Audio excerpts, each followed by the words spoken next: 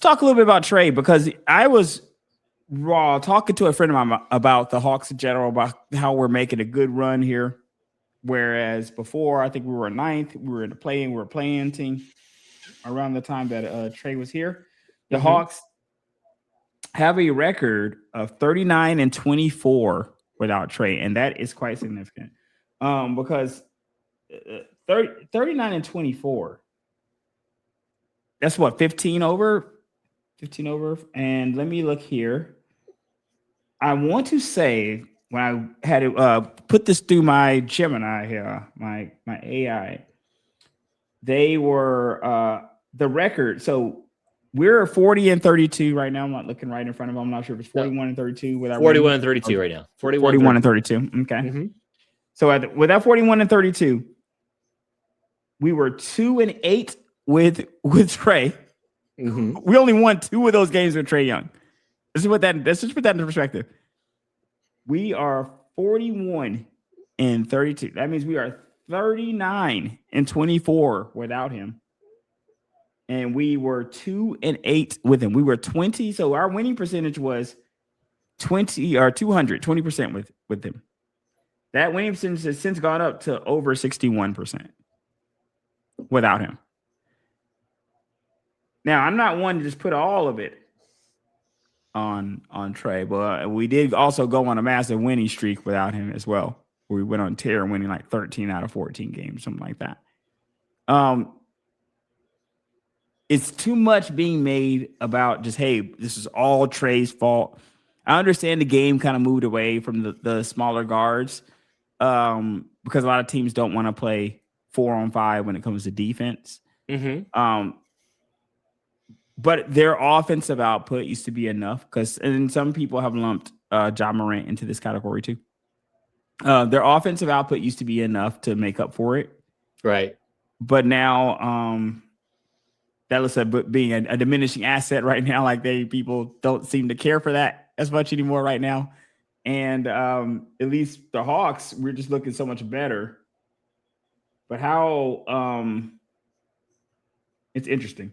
How much blame do you think Trae deserved for the Hawks kind of being stagnant as they look to be on a tear with him gone?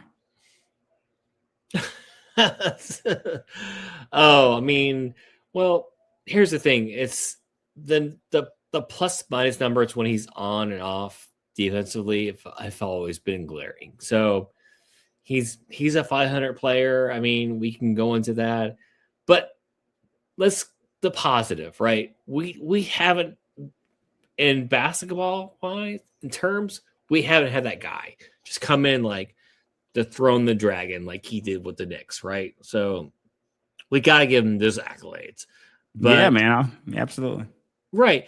But he's the thing is, it's like we always I would never want to compare him to Steph, but people always want to compare to Steph. So fine, we'll do for this experiment alone. We'll do the Steph comparison. When Steph came into the league, he's undersized. He's always going to be undersized, but he changed his body type. He worked out. He made himself bigger physically. Trae never did that.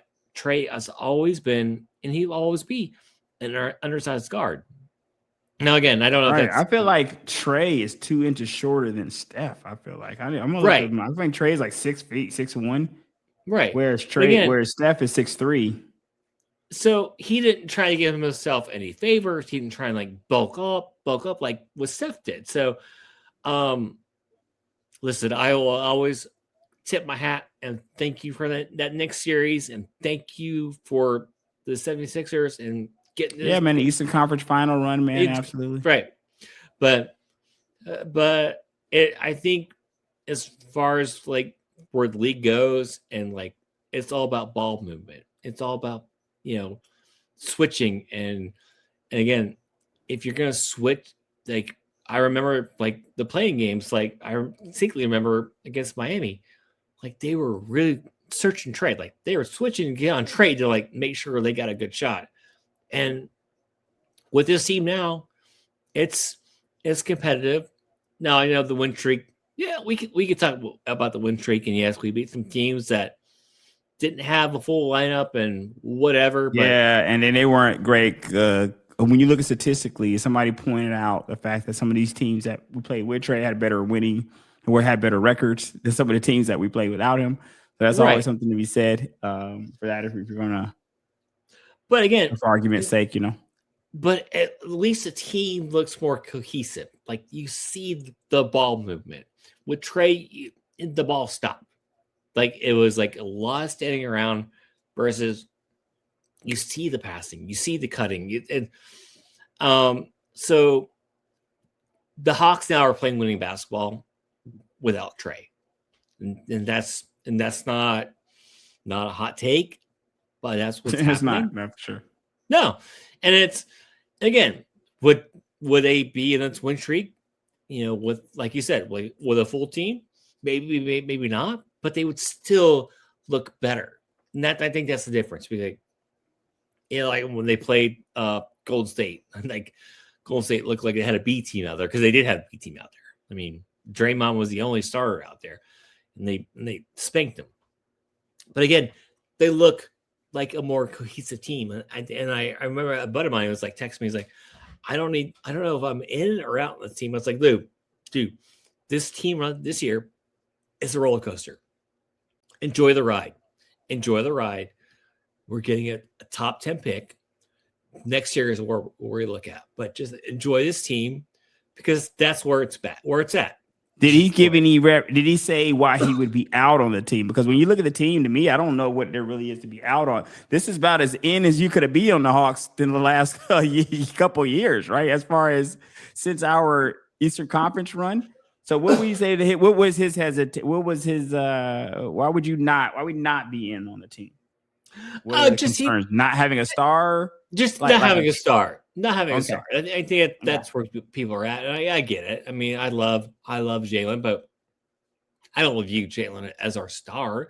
But I view you would have to take a little bit more of a step. So I think he plays like a star, man. But he does play like a star. Not necessarily that guy, right? He's not that guy. Because the thing is, if you're gonna say star, you got to be able to match star with star. So any guy person that you're gonna call star on your team, can you match him with a Tatum, Jaylen Brown, a SGA on another team of Wemby? Can you match them with? Well, Wemby can say superstars, but you got to at least be able to match the star power, though. You know, can you match the guy on your team to those star players that are out there? You know, because if you're gonna go superstar, and then there's only gonna be a couple players, and if you're gonna tear it out, and you got teams are bringing out guys like Anthony Edwards, what are you doing out here?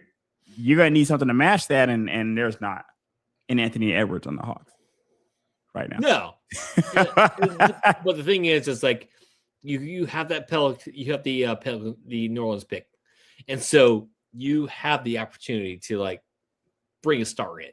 So that's the thing. Like that's with this draft. So that's why, again, I'm not trying to be smirched by my friends, but it's like they look at now. They look at what's going on in the tournament and like what's going and what they're seeing down the line there down the line.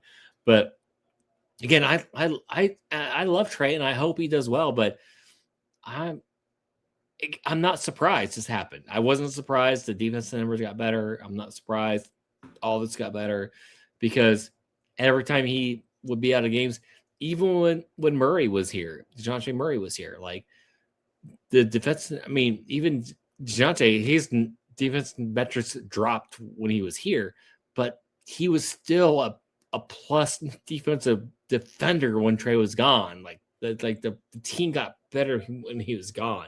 So the proof is there. I just offensive, like, yes, he can go out there, he can be that force for you, but you're gonna have to like you play 4 and 5 because he's not gonna defend anybody. Yeah, and unfortunately, his run with the Wizards hasn't started off amazing either. He has only played a few games with them. He's like the lineup is like one. The Wizards are like 1-4 record with him playing with him. But to his credit, they are terrible without him also. Right. So it doesn't really matter. Right. I'm not going to count that until they put a full lineup around him. That I'm not going to count that record against him. So in those games, he averaged 15.6 assists in roughly 20 minutes per. But as you know, I think he sat down. They decided just there. Anthony Davis put them on the shelf. Put them on the shelf. Yep. Until maybe next year sometime. So we'll see kind of how that goes.